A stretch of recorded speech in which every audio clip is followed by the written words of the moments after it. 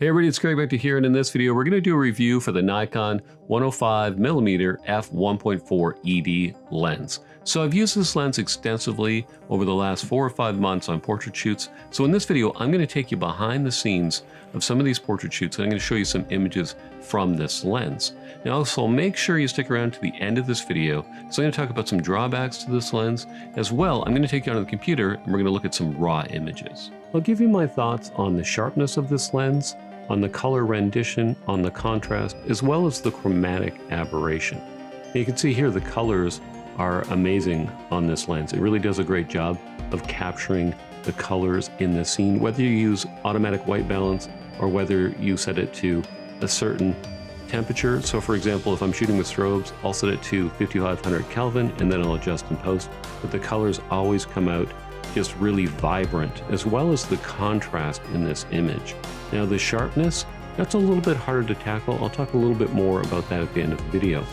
But as far as chromatic aberration, compared to say the Nikon 85 f1.4G, it's a lot better than that lens.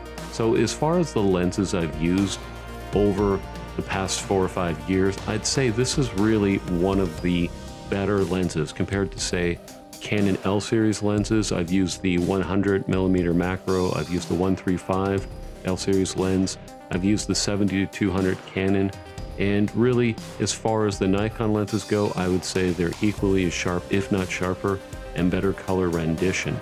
Now I've also used the Sigma Art series, and those are very comparable as well. Really, the Sigma Art series with the Nikon 105. So if you're just trying to place it where it fits in a category, it's very high up there as far as sharpness, color rendition, as far as contrast. And I think you can kind of see that from the images in this video. But in this next part, I kind of want to talk about what is kind of a drawback for this lens, other than the size and weight, which is manageable over time. All right, so here we are in Capture One looking at the raw images from the first part of this video. Now, if you recall, I mentioned that there's a bit of a drawback with this lens, in my opinion, although you can work around it. Now, I've shot with the 85mm f1.4 on the Nikon as well, and I found like I nail focus a lot more often. So with the 105, it's a little harder to focus at f1.4, so I suggest using a tripod. This was at f1.4, but throughout the shoot, I decided to move it up to say 2 or 2.8 or f4 to get varying degrees of depth of field. Now, if I zoom in, you can see it's a very shallow depth of field at f1.4, which is normal. But if you don't have a tripod and you don't have your focus point right on someone's eye, you could see that the depth of field is very shallow.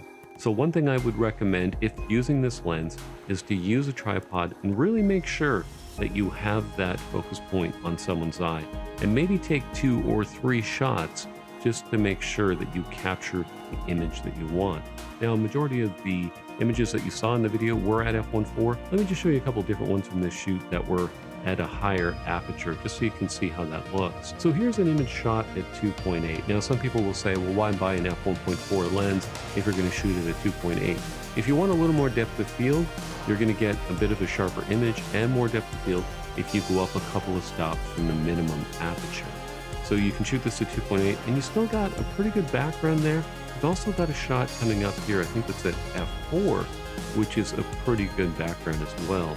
So again, that one here you're looking at, that is at 2.8. Let's look at another image, the raw image from the video. Now this is at f4. Now again, still at f4, it's still a pretty blurry background as long as your background is far enough away. So this looks good at 1.4, but I would caution you to use a tripod or really good technique if shooting at 1.4. If you want a little more depth of field and a little more sharpness, 2.8 to f4 is a great range on this lens as well. Hey, it's Greg back to here again. If you enjoyed this video, give me a thumbs up. And if you have any comments or questions about this lens, you can post them down below in the comments section. Let me know what you think, if you've had any experiences with this lens, how you find the sharpness, the color rendition, and so on. Now also, if you're not already a subscriber, just hit that subscribe button and make sure you hit that bell notification, and then you'll be notified of future updates. I come out with new videos every week, so if you don't want to miss those, hit subscribe and hit that bell notification. And before you go, don't forget to give me a thumbs up and feel free to share this video on the web. Just look below this video, click on share, and you can freely share this on Facebook groups, photography groups, and so on. All right, thanks again for watching this video, and I'll see you in the next one.